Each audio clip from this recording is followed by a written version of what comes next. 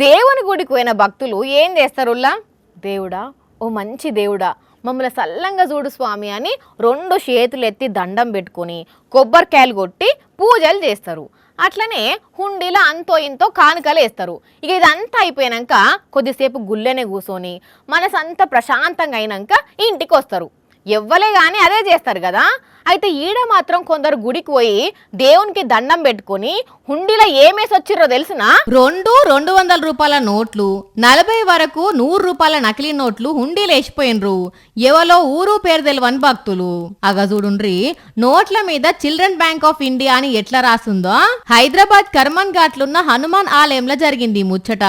మరి ఏ భక్తుడు వేసిండో ఎందుకు వేసిండో గాని హుండీని లెక్క పెడుతున్న వాళ్ళు ఒక్కసారిగా చిల్డ్రన్ బ్యాంక్ ఆఫ్ ఇండియా నోట్ల మీద రాసుంది చూసి ఇదేందయ్యా ఇది, మేమేడ చూడలేదు బాబోయ్ అని గుడిలున్న పెద్ద మనుషులకు చూపెడితే వాళ్ళు కూడా పర్షానై 1-2 సార్లు చెక్కింగ్ చేసి ఇవన్నీ నకిలీ నోట్లు అని కన్ఫర్మ్ చేసిర్రు.